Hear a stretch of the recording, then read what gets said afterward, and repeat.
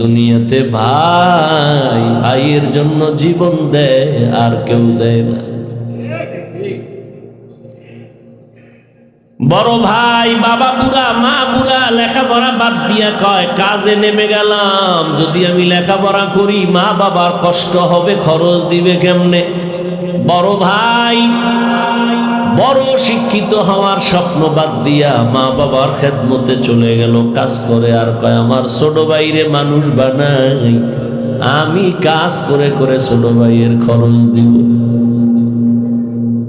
ছোট ভাইরে কষ্ট করে করে মানুষ বানাইছি, কিন্তু বহু ছোট ভাই বড় ভাই মানুষ হইতে পারে না, শিক্ষিত না হয় ছোট ভাইরে বানাইছে। ছোট ভাই এখন চাকরি করে, বড় ভাইয়ের খবর নেয় না।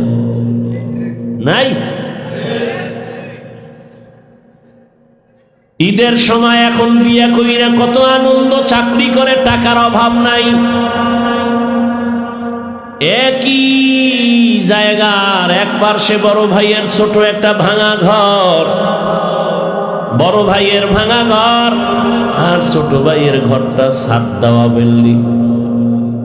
ঈদের বাজার লইয়া যখন গোপনে ঘরে আইয়া স্ত্রীরে কয় জামা কাপড় গুলো সন্তানের দাও তুমি নাও। বড় ভাই তো জানালা দিয়া তাকায় দেখছে ছোট ভাই আসছে, কিন্তু বড় ভাইরে জিগায় না। বাচ্চারে কি আর কন্ট্রোলে রাখা যায়? ও দৌড় দিছে, কাকা আসছে। দৌড়াইয়া গিয়ে দেখে ওর চাচতো ভাই নতুন জামা পইরা কত আনন্দ করে। ও একটা দৌড় দিয়া কয় আব্বু আমারে জামা দিবা কবে? বাবা এই কথা শুই না চোখের পানি ছেড়ে কান্না করে আর বুকে জড়ায় কয় বাবা কাঁদিস না, আল্লাহ যেদিন তৌফিক দিবে সেদিন তোরে জামা কাপড় দিবে। এমন নিমক হারাম বড় ভাইরে জিগায় না, কোনো খোঁজ খবর নেয় না, কিন্তু বড় ভাই বাবার সমতুল্য, এত দূরে দূরে রাখে বড় ভাইরে। ছোট ভাই হঠাৎ করে রাতে 3টায় টেলিফোন আসছে, কে তুমি? বলে ভাইয়া আমি তোমার ছোট ভাই। এই রাত্রে কেন ফোন? আমারে চৌরাস্তায় একদল গুন্ডার আমারে ধরছে। বড় ভাই কাঁচা ঘুমের মধ্যে একটা লাফ দিয়ে দৌড় দিছে, আয় দাঁড়া আমি আসতেছি। বড় ভাই কষ্টের কথা মনে রাখে না, একটা দৌড় দিয়া সামনে গিয়া এভাবে হাত বের করে বুকটা দিয়া কয় যত মার মারতে চাও আমারে মার, আমার ছোট ভাইয়ের গায়ে হাত দিবি না। কারণ ওর প্রস্রাব আমি গায়ে লাগাইছি, ওর প্রস্রাব আমি গায়ে লাগাই ওরে বড় বানাইছি, না খাইয়া ওরে খাওয়াইছি, আমারে মার, ওরে মারবি না। তাহলে ভাই ভাইয়ের জন্য কতটা আপন আল্লাহ বুঝায় দেয়। কিয়ামতের দিন এত কলিজার আপন ভাইটাও কোনো পরিচয় দিবে না, পালাতে থাকবে। তাহলে মা বাবা তো আরো দূরে। ও আল্লাহর বান্দারা,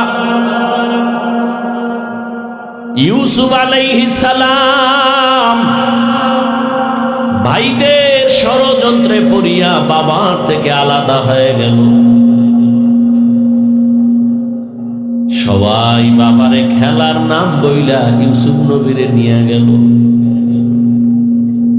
বাবায় ছাড়তে চায় না,